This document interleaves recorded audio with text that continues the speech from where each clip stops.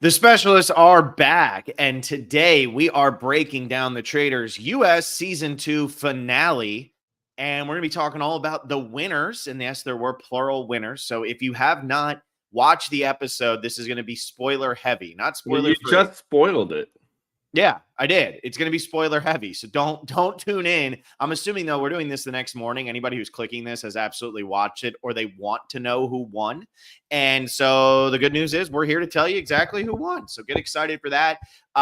Will, this is 2 years in a row now that we've had the Traitors, and we've had gamers, we've had regular reality TV type housewives, non-competition style. Last season we had regular people. This season we did not. Are the gamers just always going to win, or is this just a product of who they're putting on as the non-gamers? Yeah, I don't know if we can say always because it's such a small sample size, but look, if you played a competition formatted show before, you have a leg up in this type of thing where there are challenges, and yes, the challenges don't mean that much, but you know how they work, you know how you can use them to your advantage.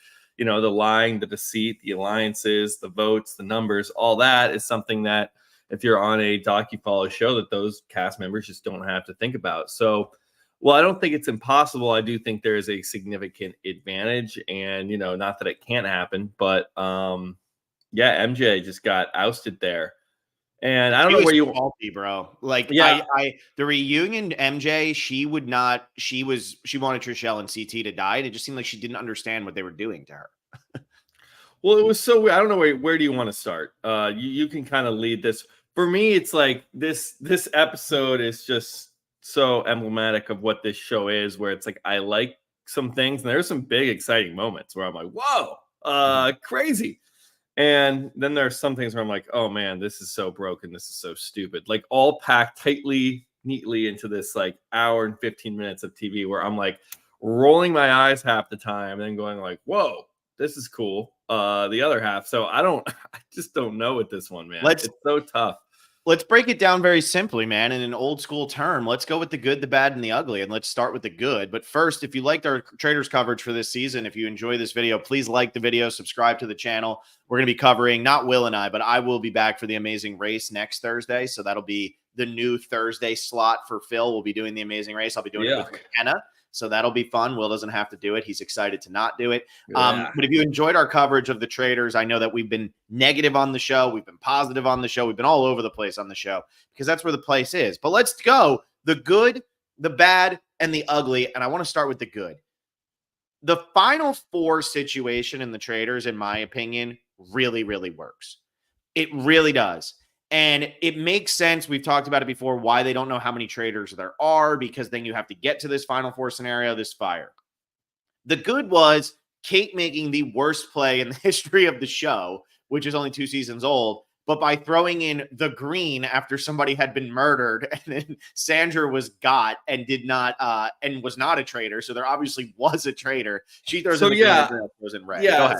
So I'm curious why you put this in the good, because there's a couple things I like about this. Like, you know, you're not at the round table. It has a different mechanic. If anybody votes to banish, you have to vote to banish. I do like that. Mm-hmm. But there's some really dumb stuff here, and you just brought it up. I mean, come on, Kate.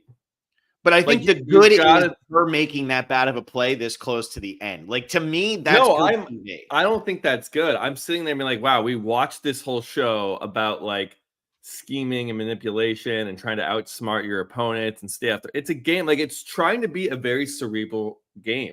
That's the goal. I think that's why a lot of people do enjoy it. Obviously, people watch it for the, you know, the castle and the murder and Alan, and people watch it for that aesthetic, and then people watch it for the cast, right? We have so many cast members from other shows, but a lot of people do like it for the game that it is. It's a long, drawn-out game of Mafia or Werewolf. These games are fun to play and understand how they work. And so when you have your last remaining traitor, someone you're kind of rooting for as the audience, completely flub the very simple gameplay mechanic of, if you're a traitor here, you have to throw in if you're anybody, if you're a traitor or a faithful, if you're a human being. Yeah, if you're a human being, if you're on either side of the aisle here, you have to throw in red, and the only reason you wouldn't throw in red is because you're just too dumb enough to not understand the rules. That's it. I'm not like trying to be a bully. I know we talked about bullying when we discussed Survivor episode 2 this week, but this is not being a bully. She doesn't understand these games. Look, she's from Below Deck, a Bravo show where she doesn't have to play these games. We talked about that, in the first 2 minutes of this podcast. Can these types of people figure it out? I think they can, but man, I mean, I don't even know what she was thinking. I don't know. I was not able to watch the reunion. I was able to just watch the episode. I don't know if they brought that up, but it's like for this to be the final ceremony, the final point, and it just lands so flat with me, where the traitor, the main character essentially right now, everyone else has been voted off. You're like, can Kate do this? And she throws in green. And I just could not roll my eyes hard enough. Be like, this show's stupid. The show is dumb because the characters are dumb. They don't know what they're doing. And it like pissed me off. I'm like, what are we watching for? It would be like, it's like when you watch a sports team and it's like, when the coach messes up the timeout situation, like you're getting paid like $10 million a year to know how to manage the clock and timeouts. And when you watch it, it's not entertaining. It's like, I want to see the best people in the world play sports and the coaches and the best teams go head to head. And when you want to see that happen on the field, you don't want those errors that are so uncaused. This is like an uncaused error. This is just like, maybe Dan Campbell going for it on 4th down without taking. No, this is Jim Caldwell calling timeout when he had Peyton Manning on the Colts. I know you probably don't remember that, but he called timeout and then they ended up losing the game because he called the timeout to give the other team time. This is Mario Cristobal not taking running the ball, but that probably isn't the best analogy, because if Mario Cristobal does take that knee, the Hurricanes win the game. Here, I think Kate was going home anyway, and this is another problem I have with this. So I'm going all bad on this, Phil. I'm sorry that you thought it was good. No, this is good. I'll tell my good afterwards because you're cranky. It's early for you. Yes, it is early. I've got my coffee here. I'm pissed. I did think there were good parts of this, but we talk a lot on this. Like, man, the faithful have no information to go with the trade to get traders out, and then this season towards the end, it's like, man, like the traders have nothing to stand on here. It seems like they're screwed. And it's like Kate was able to throw the target onto Sandra, get the votes on her at the round table. Sandra goes home. And then because they reveal that Sandra is they almost need to omit the identity of that 5th place boot. I think that makes this a way more interesting segment here, because the green and the red, then you do have there's plausible deniability from Kate to throw out green and be like, I think we got Sandra. The fact that Sandra tells us that she is a faithful, then it's like, all right, well, then it's Kate. And then what is she supposed to do? And I guess I'm not saying, I've learned this season, I don't think the game's designed too easy to favor one side or the other. It's like by the time you get to the end, you know which side is going to win. There's not much suspense in what you're not going into this fire ceremony being like, they're not going to banish Kate. You're like, this is so obvious. There's no suspense. They're 100% going to banish Kate. That's going to happen. And so, the faithful have won at this point. Whether Kate goes home or Sandra goes home, the faithful are winning this show. That is not up for debate. There's no suspense there. And then last season was the opposite, where you're going in, it's like, okay, well, Ari and Sari are still here. There's no way one of them isn't winning the show. So maybe the game we've been saying, it's not like favors one side. It's just, it doesn't end well for me. The ending doesn't feel satisfying because you know which side is going to win. So those are things that I didn't enjoy. So I have a couple pushbacks on this, and I know, like, I feel like this is your time to shine, because like all season long you were getting roasted by the comments for saying like that the Bravo women were better and all of this, and we weren't giving them the credit, but it was mainly focused at you. And it's funny because saying that, I don't even remember. Early on in the season, I know you don't read the comments as much as I do, but it always brings a smile to my face when you're getting ripped and not me, because back when I had Alexa on the podcast, I'd always get ripped and she never would. So it feels good. I remember getting ripped and then kind of being correct most of the time. So. But that's what I'm saying. So now this is kind of your victory lap, right? But I do want to point this out. I didn't even know that. Kate, just a terrible traitor. She's just horrible at being a traitor. And I think that's the circumstance here. First of all, I actually thought she made the right move at the beginning of the episode by getting rid of, or it was like kind of her best play, right? By getting rid of Sheree. But then you could also argue that if she keeps Sheree, they have the numbers. They vote out either Sandra or CT or Trishelle, whichever one she didn't murder. And then they're able to take care of business there. By her getting rid of Sheree, now she's on the wrong side of the numbers. But then Kate made another mistake, and that was going after Sandra, because now by her going after Sandra, she is making it so that Sandra's identity will be revealed right there at Final Five, rather than allowing her to get to the fire ceremony at the end. If Sandra gets to the fire ceremony at the end and Kate throws in red and Sandra ends up getting voted out there, now all of a sudden you say to yourself, okay, let's see what happens. Now, Sandra would reveal that she is ultimately not a traitor, that she's a faithful, but still Kate could at least push that and then maybe get in Trishelle's ear and say CT's been playing really good. Maybe CT's the one who's actually a traitor. But Kate didn't do any of that. And then Kate gets to the end and makes the dumbest move. And it's crazy because she was playing the second time. And this is very like Russell Swan-esque of just everything that could go wrong went wrong for Kate in the second time playing. So she butchers that. But what I love about this, and it's because it almost ruins what the idea of the traitors is, but I love it because it does make for really entertaining dynamics, is the fact that after you get rid of the traitor, which is Kate, they still decide to vote again. And I love that they got rid of MJ, but that they did the votes around the circle saying, oh, we're all faithfuls, we're all faithfuls. All MJ had to do was vote for CT. And she votes for CT. CT ends up going home, and then MJ is splitting with Trishelle. But instead, she doesn't want to do that. And I think what I loved about this, so I guess when I'm calling this the good, I'm calling this the good because it did show a broken mechanism, but it worked for me because I enjoyed watching it take place.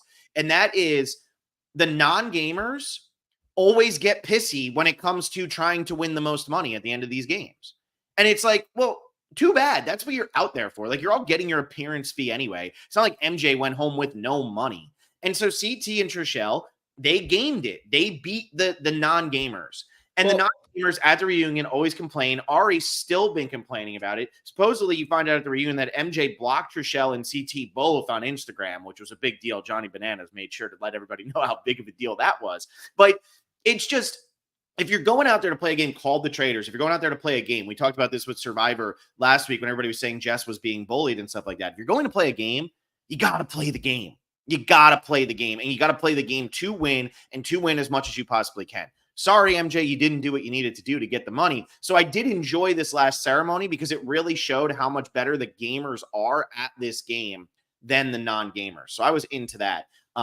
But we'll rebut, and then I'm going to look at some comments, and we'll start throwing in some questions and everything from other people. Since the good, the bad, and the ugly, we're never going to agree on here. So I just wanted to try to start that way, and then you immediately just like told me to shut up.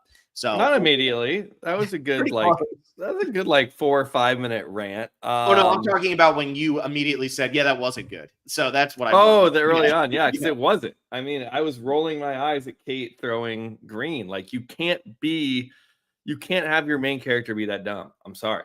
And not that Kate's a dumb person. She's probably really smart. She just doesn't know how the game mechanics work. And it's like, maybe that's what they need to focus on, like produce the people that they fully understand the rules. But you want these like crazy big personalities. So it's like, it's really tough to like marry that with strategy a lot of the times. So let me just get into something that I liked a lot. Because I am like mid eye roll. This is the dumbest thing I've ever seen. Because we get down, and maybe I'll start with something I didn't like, and then it transitioned to something I did like. But once Kate is gone, it's CT, Trishelle, and MJ, and you see CT wink at Trishelle, and I'm like, okay, I know what's going on here. CT and Trishelle are going to throw their votes on MJ, and this is another thing that's also just dumb and stupid. Like, this is stupid. The show's called The Traitors. The whole point is figuring out the traitors. Like, if you've caught all the traitors, now we're shifting into trust a game agreed. Like, we just completely abandon the premise at the very end of the show. Not to say that it's bad. It's just like thematically tying into like, we have found the traitors. I almost feel like if you throw red and it's all faithfuls, you shouldn't win money. Like, that's how I feel. If you really want to keep the whole point of this show, faithfuls versus traitors, which I think makes the most sense, that should be the rule. Like, you should only throw red in if you actually think there is a traitor among you, and if you throw red, you should be punished if the faithfuls are all gone. That's what I strongly Can I read believe. something to you real quick? Because I was just sitting there rolling my eyes like, oh my gosh, CT and Trishelle, they've played the challenge, they know how this works, they know MJ is a faithful. Neither of them think MJ is a traitor at this point. So now we're playing a completely different show in its final act, its final segment of what it is. Has nothing to do with the story we've been telling the entire time. But then we get the 1-1-1, and I'm like, holy shit. This is awesome. I love this. This is great. I'm like, whoa. And that's, to me, the feeling of the show where I'm like, this is dumb. I'm rolling my eyes. Then I go, wait a second. This is awesome. So I really like that 1-1-1. And that Trishelle was not in with CT swing. Hey, let's just get out MJ and split the money. If they had tied again, what do you think would have happened? I think they say deadlock, reveal who you are at that point. And then if there's a traitor, the traitor wins. No it's kind of like the werewolf thing where everybody points at the person to their right. That's what it. Yeah, if you and yeah, I just being able to, and this is like, maybe this is why MJ is so salty and so upset. She's like, look, guys, we found the traitors and we were at the end by the fire. That should equal a win. And she's not wrong. Like, I think that should equal a win. And if someone's there being like, no, I'm throwing red, I think there's a traitor, and there isn't a traitor, that should go punished. Like, you should not be in on that. Let me read this off. So he's not a friend of the podcast, but he feels like my friend at this point because we've been watching and recapping Deal or No Deal Island. And so Boston Rob put out a tweet this morning, and I think it's definitely worth us reading. It is... Here's the evolution. In the future, if there are only faithful left in the game and they continue to banish, there should be a penalty. Maybe all the money goes to the banished or the faithful solely. Starting at the final 5, after there are banishments, what if they don't think they should reveal... I'm just reading verbatim, so there's a mistake here. But what if they don't think they should reveal whether they are faithful or traitor to the group? Adds to the paranoia, makes more interesting dynamic, and makes the game way harder. Now, this is a guy who has spent his entire adult life on reality television. And he's saying exactly pretty much what you're saying of how can we figure this out? At final 5, you should not reveal, because both times we've seen this, the suspense is pretty much gone. And I do think, like with Boston Rob saying this about a Peacock show while he's on an NBC/Peacock show, and being that he is the star of the other NBC/Peacock show, that might actually be a good thing. So I don't know, but I like what you're saying. I like what he's saying. If you continue to banish at the end, maybe there should be a penalty because, again, it shows how there is a difference between the gamers and the reality people, the docu, whatever you called it. But I like that element because I think it's funny. But like you said, if the traitors are all gone, this game is no longer about anything except what are my numbers. And in the reunion, and you didn't see this, I was really shocked they kept this in because it wasn't a live reunion. They filmed this last week and then they edited it up. Sandra literally states that she was playing the game just to have the numbers and to vote other people out so that she always had the numbers. She knew who the traitors were, but she always wanted to make sure that she was in the right side of the numbers and work through the game that way. She didn't really care about she played a great game. That's a great game. That's how you should play it. But it's funny because they're trying to make it seem like, oh, it's about finding the traitors. And then they're having somebody who played a great game, who is, one of the greatest reality TV contestants of all time. Revered. Explaining that she's actually not playing the game the way that the show is designed. So how do they fix that? Can they fix that? Is there no way to fix that? Do they not want to fix that? Yeah, I don't know. I mean, maybe there's ways to fix that, to fix the entire show here. I don't know if we can really do that at this point. I know we've talked through certain ideas throughout the season, but I do think at least for the finale, the final 5 should remain a mystery. Because I had said that earlier on this podcast, and then now we have Boston Rob saying, and like you said, he's been on these shows. He knows how this stuff goes down. And maybe that would give the traitors too much cover, and then that puts the game in their favor. And then we're sitting here like, man, the faithful really don't have a shot. They should know at final 5. And I think that feeling that like it always feels like it, like even now it's like it feels like the faithful just waltzed to a win, and that happened because of all the good work they did earlier in the season. I think that's where this show struggles, is that it has to end after 11 episodes. It has to play out a full season, where I think we have talked about this before. What if you just play a season out and it's you start with 3 traitors, they get to recruit once, and once the traitors are caught, that's game's over. We went 8 episodes this season, and like you could watch one week and we don't even know we're watching the finale. And I know this is not how TV is produced or made. Trust me, I know this. But there could be something really unique and fun about that, because that's what makes the Traitors really tough, is that they have to keep it going until a finale. So you have to have people continuing to recruit when it feels like, okay, what was the point of catching the traitor then if you just recruited somebody new? You have to get to a final 4. Now we're at a final 3 with all faithful. Wait, the traitors are all gone. What's the point? We've caught them all. Why are we still banishing each other? So maybe that, I mean, as lame as that might sound, that could be really interesting, that every week you don't know if the show could end or not. And the thing is, Will, like, because this is a reality TV show that's on a streaming network, they could make this 10 episodes, even if it went 3 weeks. Like, even if it went 3 nights at the round table, they can make this 10 episodes, no doubt. It's not that hard. No, I don't think that. No, I think, but it's like you can have an episode go 11, you can have an episode go 8 episodes. It's just, I think then if you are a faithful, then you're splitting the money with like 7 people or 8 people, and that feels a little lame. I think maybe they have to, like, what's the highest like faithful count that once you've gotten all the traitors out, and then maybe you have to, the prize money has to change, you know, like if everyone they get at least $50,000, and the max you probably can project out is like a 6-person faithful win. They each get $50K. It's a $300,000 for the show, not too far off what they're already doing. I don't know. I think it's just the adding people in, and that we're building up to this point. It just feels unsatisfying. Although I kind of want to go back to this 1-1-1 vote, because I saw a comment in here from Luke Green. Yeah, I think Trishelle was really tired and really wanted to wait. That's not the one I wanted. There was one before that. Oh, here we go. From Juan Mora, I think Trishelle truly thought CT and she was trying traitor. She was and I trying think that's true. Which that was. Yeah. And I don't think this 1-1 vote was planned, or 1-1-1. So at this point, MJ is shocked. Like, she's floored. She's like, guys, we have all the faithful, and good for her, man. Like, and people can be like, oh, you're salty, you're not a gamer. Like, whatever. Like, you lost out on money. You thought you had won the game. Sure, you're pissed. Like, I'm not gonna sit here and be like she's too salty or get over it, because like she lost out on money and she thought these people were her friends that she was on the same team with. Guess what? She was on the same team with. So for it to flip, I get why she's angry, because it doesn't make sense, MJ. I'm kind of with you. I haven't seen the reunion, but I'm with you, MJ.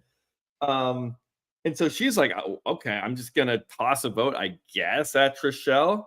And then Trishelle is tossing a vote at CT. Does she know? Does Trishelle at this point know that CT is voting MJ? She has to, right? She has to. She's got to know. And also, here's the biggest tell, which is also maybe a little bit of an issue with the game. They write their answers, right? Oh, I remember. I was listening. I'm like, okay. MJ an hour and a half to write Trishelle. The other 2 names that were left were 2 letters each. So Trishelle watches CT write in big letters MJ. He takes up the whole board. And then meanwhile, you got MJ over there going, that's the noise of her chalk tapping the board. Obviously, she's not voting CT. So I think that Trishelle might have wanted to see what the reaction of CT was when he got that vote, because if he gets that vote, maybe he bugs out. Something here, though, is that the chalkboard is very like, it's part of like the show's kind of look, and it's a big prop, and it's at the round table. And I think at the round table, when you have like, start with like 20 people, and we're gonna have like 18, 15, 12, whatever, I think you can kind of disguise your vote a little bit easier. I imagine for this final vote, especially because there's so much prize money on the line, I imagine they lock in their vote verbally in private, and then they go through the process of writing it down, so you're not allowed to change your vote. I would imagine that's how it works. They want to keep the chalkboard in play, because that's part of, again, it's part of like the look and feel of the show. That's how you always vote and banish in this game. But I don't think they're going to let their final, over $200,000 prize, lose its integrity with counting strokes and hearing it on a chalkboard. So I imagine they locked this in before. And there are plenty of shows where you have, you get your official votes off camera, make sure it's all good, make sure there's integrity, and then you do your on camera, whatever kind of creative bit or reveal you want to do, you do that after the fact. So I wouldn't be surprised if it's that way. So let's talk about this because Sarah Woodward put this comment in 25 minutes ago, right when we started this. So she said, did anybody else notice that they actually didn't win whatever was in the prize pot at the end? Alan did not say they both won half of 250, which would be 125. They said they won like 104 each. Their prize pot actually only got up to $208,100. But didn't we say that? 42. I think we talked about this, Phil. I think we said no matter what, it's going to get over 200K. It's going to be between 200 and 250. But what I'm saying we had is said that earlier. Max is 250, and last season they gave them in the final challenge, they gave them an opportunity to get like a comeback thing where it was essentially here's $70,000 extra so that it got to 250. What did you think about the fact that they didn't have that opportunity in this challenge? Don't care. I just don't. Do you think though that that's a product of it's all famous people who are all getting appearance fees anyway, so they don't really care about getting it up to 250? Whereas last year it was a lot of normal people like you and me who are playing the game for the money. Could be. I just we've talked about it enough. The prize money fluctuating between. We had said this. We think it's gonna. I remember saying this. We think it's gonna land somewhere between $200,000 and $250,000. Like it might not get to the max, but they're not gonna let them win like $140,000. And split it two ways. It's going to get over 200K. I said maybe you would get high 190s just to if they really F up these missions and like really rub it in, but you're going to get pretty close to 200K. And look, they ended up with 208K. It's they should just have the set prize and just have that be the prize pool. I don't know why you need to collect money in missions. You're not what's the point of the missions, I guess, is their problem. Give them a more important point. Give them a more important purpose. We've been through that. We've talked to death through that. So anyway, I want to go, but we still keep getting sidetracked. We're going through this final 1-1-1. So that's all you want to talk about. You're stoked. You love the 1-1-1. I do, because I think we keep getting off track, and it's interesting to think and put yourself in each person's like perspective here. That MJ is like, I don't know who to vote for. I'll throw it at Trishelle. And you're like, well, it's bullshit because the chalk. I'm saying it probably wasn't. They probably locked it in off camera. Trishelle knows that CT is voting MJ because CT throws the wink at Trishelle, like, hey, let's just split this, me and you. And then so you think Trishelle is voting CT, not thinking that there's enough votes. But I mean, maybe she could think MJ votes. If MJ votes CT, he's gone. So I mean, Trishelle is down to the Bravo people aren't that good at these games. Like they might play well throughout because they have each other on their backs, but all MJ had to do is write down CT and CT's done. And she didn't do it. But I don't even really put that on MJ because I don't think MJ had no idea which one of them would vote for each other. I think at this point, she's like, you guys both think it's me because you guys both trust each other. I don't really put this one on MJ. It's more Trishelle at this point is like, okay, I can, like Trishelle's in the power position here, basically. For sure. Because CT was never going to vote for Trishelle, so MJ needs to figure this out. CT throws in red in order to get a vote on MJ, but Trishelle throws in red hoping to get a vote on CT. It's also weird they don't talk during this. And I get there's only 3 people. You can't really like reveal your vote. And that's why, hey, you do the vote off camera. But it's like in between, before you even throw the red or green, there should be, I feel like, some sort of discussion, like, guys, let's do it. We're about to win, and then you get the bomb, like the red. I do want to say though, I do put this on MJ based on what you just said because we've already said Trishelle was in the power position. You just said those words. Trishelle was in the power position. Well, we know that as an audience. Yeah, but if you're playing the game with these people for long enough, you should be able to tell that CT is not going to vote for Trishelle. So go ahead and turn and just vote for CT. As MJ there, you have to take the 50-50 shot of which one of these people, because if they both vote for me, I'm out anyway. What the hell am I going to do? But if one of them is going to vote for the other, who is more likely to vote for the other one? And it is Trishelle was more likely to vote for CT than CT was to vote for Trishelle. He made that very clear throughout the entire game. Right. Was that super clear? I was more going off the wink. And I don't know if MJ saw the wink because CT you caught the wink too, right? I did. Yeah. Okay. CT is very animated. CT's been on TV a lot. I don't know if you guys can tell. Is he that animated? I feel like he might be animated, but he talks with this slow voice. I wonder if that accent is his real accent or if that's developed from all his years on TV because it is so overblown. No, but Might it's be like real. I for don't know. usually like a seasoned reality TV star is like, all right, here's my confessional, like fast talking, like da da da da da da, and they're really clear and type fast. And CT's just like, yeah, that mission, man. I had to carry the team and get the gold Mhm. coins. And it's like so slow. I think it's got to be real. But anyway, Trishelle throws it on CT. We get this 1-1-1. And then I'm like, oh my God, is there a glimmer of hope here? And then they revote. And it's kind of like, oh, poor MJ. But Mhm. I like if the 1-1-1 was not in this episode, that would have been just the most boring ending ever. Where it's like, man, Kate was able to get the heat off her and get Sandra home. Well, but then they get to know Sandra is a faithful, so now they know there's a traitor. Kate throws green. What an idiot. Now they vote off Kate. Woohoo, the faithful win. Now there's 3 left. Oh, 2 of them are best friends, and they've already found the traitors, and that doesn't really matter. So let's just vote out MJ and split the money. Woohoo. What are we watching? I So love that that Will was looking. 1-1-1 I put this. vote I put this saved the comment show. up at the beginning of you talking, and you were just staring, looking up at the I didn't wall. want to look at it. I didn't want to look at it because I wanted to finish what I was saying. There you go. All right. Well, let's throw this one Let's in see then the because comment. Yeah. I do think a lot of this has to do with. Are you going to read the comment out loud? Yeah, I am. Shut up. I do think a lot of this has to do with the fact that Kate played this very poorly. So Sarah Woodward asked, do you think the ending is different completely if Trishelle is murdered instead of Sheree? Do you think CT still wins? And if so, who wins? Because we know Kate gets banished instead. So what do you think, Will? If Sheree stays in the game and Trishelle gets murdered, and we're coming to that final roundtable with Kate, Sheree, MJ, CT, and Sandra. How do you see the end game playing out? And do you think there's a world where Sheree and MJ play with Kate and the 3 of them all try to split at the end and Kate walks out with all the money? I think it's Kate Sandra either way there. So if you get Kate and she's a traitor, then maybe Sandra has something to lean on. But I think they're like, there's probably one more, and it's probably Sandra. If Sandra goes, Kate's again screwed. I don't think they're not putting enough votes on onto Sheree, MJ, or CT at the round table. I think still it's Sandra or Kate regardless. And then you're left with CT, Sheree, and MJ. And I think they just split the money because I don't think CT wants to throw red there because if they have to vote somebody, MJ and Sheree are going to stick together, both vote so CT and he's gone. And I think Sheree and MJ will be like, I think we got them all. Let's just throw green. I'm not here to split money and be schemy and deceptive. So I think that's like a 3-way split for the win.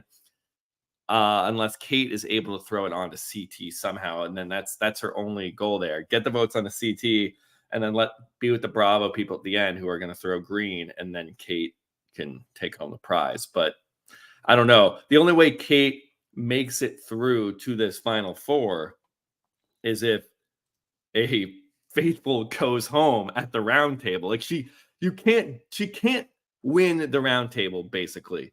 I'm back to my belief that her best move, and I said this in the recap for episode 10. So if you want to go check out what I actually was saying there, you can hear it more thoroughly. But I am now of the belief, because we kind of talked myself out of it. You talked me out of it. I kind of talked myself out of it. But maybe she should have said MJ, murdered MJ, let her use the shield to stay safe, and then make the argument of, at the round table, they all sit down and say, okay, who are we going to banish? Well, there might not be a traitor. So now if they take out Sandra, or if they take out Trishelle, or if they take out somebody else, and that person says they're a faithful, then they could go to the final 4 fire thing, whatever, it would be at 5 now, and they could say to each other, man, maybe we all are just faithfuls. And now you have to figure out, should we just get rid of Kate anyway? Which at that point, maybe they do. Maybe Kate never had a chance. Or at that this might have point, been the best move. I think if you're all faithful that early on, or if you've convinced the group, then it becomes okay. It's again, this shift in how are we splitting this money happens way earlier. Whereas this happens right at the end because they get Kate right at final 4, then they move into this. And then the game's like, whoa, now we're gonna play the trust. Now we're gonna do something different.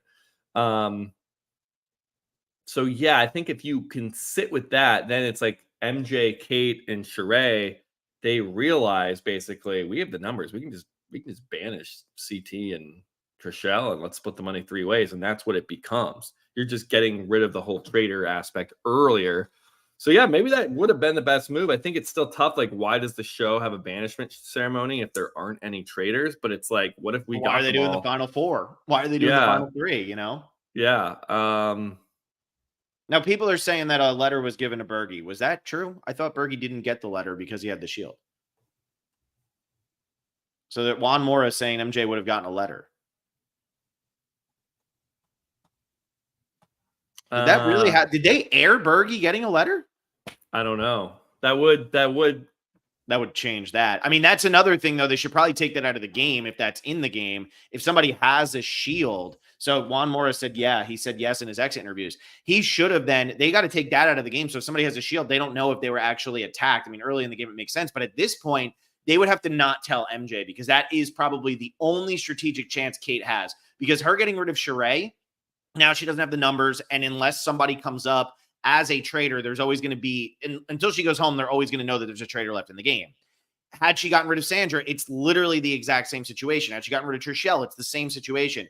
So I almost think that they need to not tell the person that they got murdered in this situation, and that would save the game because then Kate has a chance. Kate pretty much came into this episode with no chance. She played it as terribly as she could, but she had no chance anyway. Yeah, I mean, I think what she would have had to do is get the votes onto CT somehow at that first round table, go to the final 4 with Sandra, banish her, but still, then even they're voting at final 3, still looking for a traitor. Yeah, no, because then CT says I'm faithful, Sandra says they just keep revealing. So Kate had no chance here. None. Because they just keep revealing who you're eliminating. That you can't do that at the end. So yeah.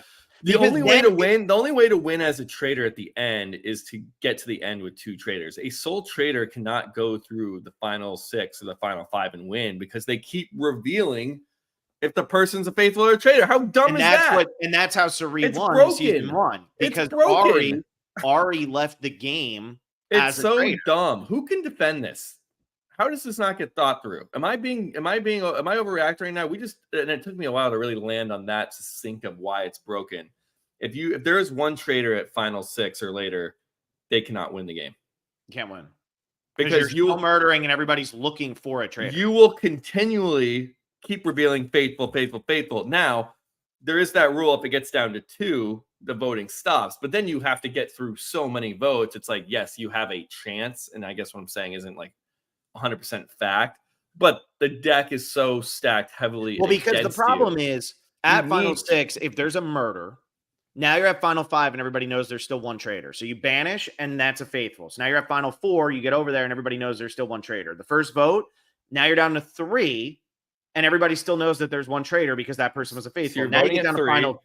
Yeah. And then those 3 have to sit there and say, okay, which one of us is most likely to be the traitor? And you, at that point, you have to play the most perfect game of all time. Because even if it was MJ, Sheree, and Kate as the final 3, Sheree and MJ are going to go, it's probably Kate. Yeah. It's just 100% Kate. Yeah. Yeah. So it's like you have to, and then, so then here's the other side of this. So if you only have one traitor at final 6 or later, it's pretty much there's the faithful of 1 and there's no suspense and the game's done. If you have 2 traitors at final 6, the traitors pretty much win and the game's stupid and dumb. That's the issue here. There's not either side. You're winning this. The faithful or traitor side is winning this game like 2 episodes before the finale. Like it's not dictated who wins in the finale. And maybe I'm completely wrong. And there's been, 2 traitors at final 6 that somehow don't end up with the win. And hey, that's probably more fun to watch. But then if that's happening, you're definitely losing one of the traitors at final 6. And then guess what? We're in the situation we had tonight or last night, and it's 5 people left, 1 traitor where we know there's not really having a shot to win. So it's like, it's, and then if you have 2 traitors at final 5, you're like, well, man, they've got this in the bag. So it's this, like, that's the issue of this season of the show. It can't end suspensefully or in a satisfactory manner because the numbers just don't work out with what they're doing. It just doesn't make sense. They cannot reveal. They can't do the reveals. That's what you have to do at the end. You don't say, I'm a traitor, I'm a faithful at the fire thing. Well, I have or to at final 5. Since you went on your rant, we got our first downvote on the video. So if everybody could go like the video and like just make that happen so that we don't get like hidden by the algorithm because Will's stating nothing but facts, please. Are we It literally wrong? Are happened we like during the rant. really Well, so wrong here? Royal 17 says Kate having to murder someone kind of screwed her unless she finessed her way to the final two. Sarah says, I actually agree with Will that if all traitors are gone, that should be it. Where else is it? There was another one in here. Should the game, Juan Morris says, should the game just end at final three then? Should the game just end at final three? No, I think having a vote there works in some scenarios. Maybe that's a way to fix it. I think the big fix that we need to make is just not revealing. Like when you ban someone at fire and final five, it's just not revealed if they're faithful or traitor. That's the only way to add suspense to this. It really is. Because if you keep saying it's a faithful, it's a faithful, it's a faithful, it's like, okay, we're going to then keep throwing red in and keep voting. And then the traitor's sitting there like, what the hell am I supposed to do? Eventually the vote's going to come on to me. Because then also what this game should come down to is a social deduction, right? So if you get to the final five and Sandra gets voted and Sandra doesn't say what she is, you sit there and say, okay, based on her reaction and based on the reactions of everybody else, should I think that she was a traitor or a faithful? And then at final four, when you see how pissed Kate is when she leaves, or when you see how pissed MJ is when she leaves, you should be looking at faces to try to figure it out. I don't know. I mean, to me, like, so we have this comment here, Luke Green. I think it's still suspenseful because it's what traitor or what faithful is winning. It's about people versus sides. But this entire episode, we started the finale of the Traitors knowing that the Traitors were going to lose. Yeah, 100%. Kate wasn't getting to the end here. What'd you say? Yeah, Kate was never going to get to the end and eke this out. So in terms of suspense, the suspense was, is Sandra, every Survivor person's favorite to win, going to win? Is CT and Trishelle going to win? Who is going to be the last murderer? It was just a matter of which faithfuls were going to win, which I guess could be suspenseful if you're really, really bought into these characters. But it's not the premise of the show. It's not the. Like, or I mean, not Sandra. Yeah, and it's just not what you. That's not what the show is telling us we should care about. Who from the faithful can outsmart each other and get the numbers and split the prize. That's just not the point. The point's to sniff out the traitors, and if you sniff out the traitors, that should be the end goal. Yeah. Yeah. I mean, I think we've kind of ripped into this enough. I mean, again, I think when I saw Trishelle write down CT's name, I was like, that was fantastic. Like, I really, really enjoyed that. Those moments are rare, I think, not only for Traitors, but across a lot of shows. Like, I was like, whoa. Did it end up leading to that successful or satisfactory of an ending? Not really. But fun when it happened. Do you want to go earlier in the episode at all? Like, I know we just keep talking about the ending, like the first round table and how like it was going to be Kate and then it really flipped on to Sandra. It seems like out of kind of nowhere. I feel like the problem was here. They all knew it was probably Kate. So CT wanted to get his one last opportunity to find out if it was Sandra. I think when Sandra walked into the game, she really never had a chance of winning the money at the end of this. So you think that's what it was? There's always going to be some. You think it's like we have more heat on Kate because we had seen Trishelle and CT get together with Sandra and be like, let's just vote Kate and then we're good to go.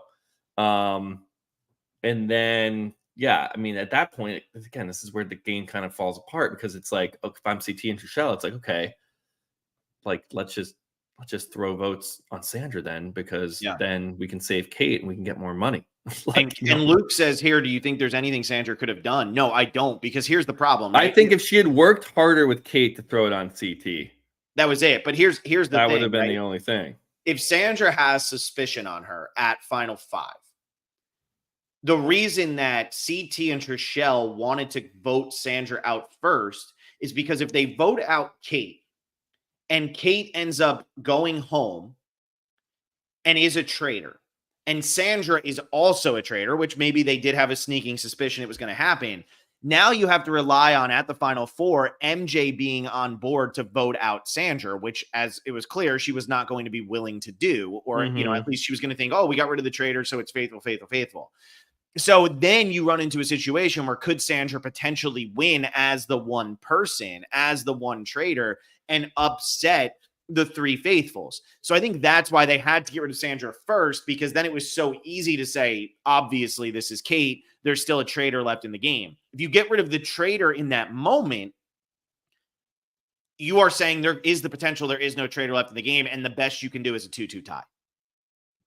Unless you have to convince MJ, the worst you can do, I'm saying, is a 2-2 tie. In this situation, MJ was always going to be willing to vote because the traitor had not been revealed yet. So you kind of had to figure out if it was Sandra or not. Yeah. I don't know. Yeah. I don't know what she played such a great game. Like, I know she went home, but like, got to give props to Sandra here. Not much she really could have done. There really isn't, which is a shame. Juan Mora, though, says, I think Sandra should have just targeted Kate and not said CT's name. I mean, maybe, but who knows, man? Who knows? Yeah, but then Kate goes home, and now you're going to the fire thing. And I feel like they vote out Sandra there too anyway, even if Kate is revealed as a traitor. I feel at that point it's gonna be CT and Trishelle are definitely throwing 2 votes at Sandra. And then it's whether she can, I mean, then what are you doing? So yeah, and I think the two of them even said that we wanted to win this together. They came into the game wanting to win it together. And that's, I think, the problem. Like, do you think that the Traitors, and I know there are versions of it like this, do you think the Traitors works better with newbies? Do you think it would be better if we had a cast of 22 people we didn't know? No, I just think you need to cast, or at least they don't even need to be that more like game savvy. Like, I don't want game bots out here. That's not what I'm trying to say. It's more like they need to be aware of Dan didn't work. Like, he wasn't good at the game. Like, he was fun, but he wasn't good at the game. Mm-hmm. He was he was bad. He was bad because he could not. Yeah, he was a bad traitor. He just he played too much. He did not throw out anybody's name. So yeah, I don't know what the answer is. I think the first answer is you can't stop revealing people's identities once you get to Final 5. I think that would be a big fix, and then it is a true social deduction game. Yeah. Like, even I feel like in Werewolf and in like Secret Hitler and some of those games, especially in Secret Hitler, I think there's like a card or a roll or some way that, like, if you are on, the Hitler side or whatever, you are able to hide the identity of someone that you've killed. So it's like it leaves it a mystery for the rest of the players. And like, there's a reason that is in the design of the board game, because that creates interesting gameplay and situations. So I feel like we can learn from these games, these social deduction games that have been played millions of times over, because they're in a box and a lot of people have them. And it's not like that. That's the thing with the Traitors, is like, I guess they have the international version, so that helps. But this is a big thing in like board game testing. It's like, you can, like, if you're designing a game, like, you can play it out all you want. Once that thing packs up into a box and ships out, it's basically, you can treat it, it's getting play tested hundreds of thousands of times. So every iteration, every scenario, whether good or bad, whether it's unfair, or we got into this scenario, it will eventually happen. It's kind of like Murphy's Law. Like, if it can happen, it will happen eventually. And with the Traitors and with any TV show format, like, you're not able to do a full run through test of the mechanics. Like, sure, you could get some stand-ins, but you can't have what people are going to do with the prize money that's at stake, all the relationships that go into it. So it's literally, you play it, see what works, see doesn't. You only get one season to iterate on. And I don't know how closely the producers of the Australian, the Canada, the UK version of these shows are working with each other. I imagine there's some, hey, let's share notes, what worked, what didn't. But it could be something where you just need to play this a few more times to really hone in what works and what doesn't. What are your hopes? Because we know it's coming back for season 3. We know that this is an incredibly popular show. People are watching it. We have 45 people watching live right now at 12:04 p.m. on a Friday. Like, we're in the middle of 9 a.m. on a Friday over here on the West Coast. Over there on the West Coast. We're on the West Coast on the chat. Shout it out. I'm here with you. Got my coffee. Talking Traitors at 9 a.m. Yeah, like, the thing is, people care about this show. People really enjoy this show. I mean, we didn't even say we were going to be podcasting it for most of the year. We didn't promote it all that much, and we got solid views on all of this because people want to hear people talk about the Traitors. So what do you think that the goal is for season 3? Do you think that there's going to be significant changes in season 3, kind of like how we saw the Shields become a bigger deal in season 2 and all that? Or do you think that NBC and Peacock are just content? No, I think they want to work to make the show as best it can be, and they're probably getting a lot of feedback from, like, someone might from that show might be listening to this podcast, Phil. I don't think it would surprise me that much. Maybe not like the higher up executive people. They probably don't care, but there might be somebody that, and look, they look into this, like, why did this not feel like a satisfactory ending? And maybe to some people it did. It just, for me, it's like the shift at the end and then Kate's dumb move. It's like, what can we do? And I would not be surprised in season 3, they realize, okay, final 5 and later, we're not revealing the identities. I think that fix goes a long way. And it's not that big of a game breaking change. And I don't think it screws the faithful over that much. It's just like, you have to be confident. Okay, we got a trader out at final 5. I feel good with us 4. Or if I want more money, or if I think there's one more person, let's do it. You vote them out, you banish them, you throw red. It's 3-1 vote, let's say. They don't reveal who they are. They walk up to the castle. You're still at the fire. You look at everybody. All right, green, green, green. Boom. There you go. You've done the thing, and then the players don't know whether they've won or not, basically. Something else, too, is like, and again, I talked about this earlier, even if they did it for one season, like, blur the face of one of the traitors in the turret. Like, we don't know who it is. And then that one person would obviously have to give like fake confessionals as a faithful, which that's always a little wonky. Like, if you watch The Mole, it's always like, man, one of these people is just acting in their interview. They're just looking, which is fine. And I think that's fun. Like, if it was basically Dan and Phaedra, they recruit one person and then we don't know that it's Parv.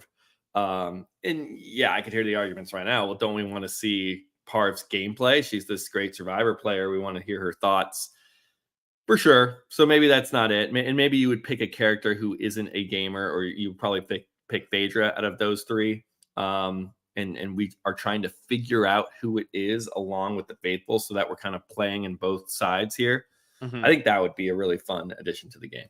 That would be an excellent addition to the game. I just agree with you. It's a really hard thing to pull off from a production standpoint, because it does start to feel phony. Somebody's going to slip, or you're just going to be able to tell, are they being sincere? Honestly, CT would be the perfect person for this, because like you said, he's a quiet talker. He doesn't talk fast. He does whatever. He might be the ideal person to be a fake faithful the entire game, because he can deliver that. Some of these other people, like, I don't know if I'd believe him. I think I'd be suspicious, especially if we knew ahead of time that this was going to be happening.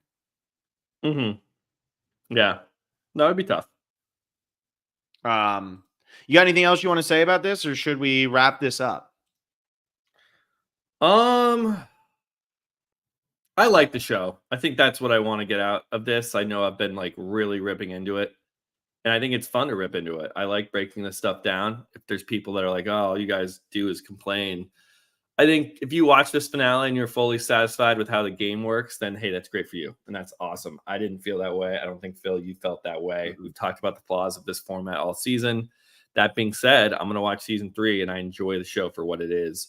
It just feels like we're like one step or 2 steps away from really like locking in how to make this thing work. And it's not that this is easy to make work. A show like this, where you don't know as a producer of the show if a traitor's going home this week or a faithful, and what numbers you're going to have and what missions you can do. But I think we've talked through enough solutions on how to at least make it the best that it can be, especially in this end game, where in both seasons I was like, man, why do those people think Suri is faithful? Like, what, like they don't know how many traitors there are. That feels so unfair. And those 2 people that have never been on a reality show are standing next to Suri, and they're just like, yup, there was only 2 traitors and 1 recruitment the whole season, and we've been watching. You're like, what? Why do you think that? It felt so. It didn't even feel like she won it. And then here it's like, man, Kate had no chance, and then we're just gonna get rid of a faithful for not really any reason. I don't know. We've been through it. I feel like what's happening is, I feel like this show, if it continues to evolve, I think could get to the perfect version it needs to be. And by season 5, we could be sitting here going, oh my God, this is the best show on TV right now. I think there is a lot of potential for it. They just have to figure out what that's going to be, and they have to figure out how they're going to fix the problems. Because while, look, the majority of people watching this might be satisfied, but let's see what the drop-off is on viewers next year. Is it going to be a drop-off? Is there going to be an increase? Is it going to stay the same? Is it going to be totally dependent on the cast? I don't know. But look, this is the podcast that we're gonna do. We're gonna talk about the game, the mechanism, whatever. If you listen to our Deal or No Deal Island stuff, that's what we've been talking about over there. You should check that out. It's actually a really fun show. might honestly be better designed than the Traitors at this point. But go check that out. Let us know what you think. And like, this is kind of what we're doing at this channel. We're not just going to sit here and say, wow, everybody was so amazing. I love everything about this.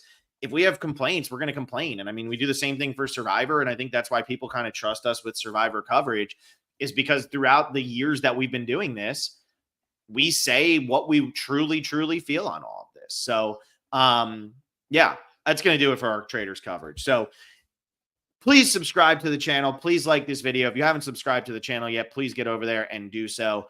If you haven't checked out, Will and I did our Survivor episode 2 recap. I also did an extra episode with Blake called Digging Deeper into Survivor season 2 or episode 2. And we were talking about, do Survivor fans actually want villains, which I think is a fun topic, especially after watching the Traitors and seeing how some people react to how the Traitors go. So check out that episode. It was a really fun conversation. It's a little bit shorter of an episode, just as some extra Survivor content that we can keep putting out there. Go check out all the other stuff we've been doing. Deal or No Deal Island. John and I did a Dune Part 2 review. Last night we did our Oscar predictions. So if you want to win your Oscar pools, go ahead and check that out. Agree with me more than you agree with John, and you'll win almost every single time because John always gets 12 wrong. But that's it. That's what we're doing. Will, I don't know what your next show other than Survivor is going to be. Survivor, Deal or No Deal Island. We might have those two just for a little while. I think that's good for now. I will be doing the Amazing Race next week, starting with McKenna, and I believe Celestina is going to join us on that one as well. So because Celestina and McKenna had been doing it on Patreon, so for the premiere, we're going to have both of them, and then it'll become me and McKenna for most of the season, and Celestina will fill in when one of us can't do it. Phil and Will's show should be coming back right before March Madness. So that's everything. That's all of it. Hope you enjoyed our Traitors coverage, and we'll see you next time.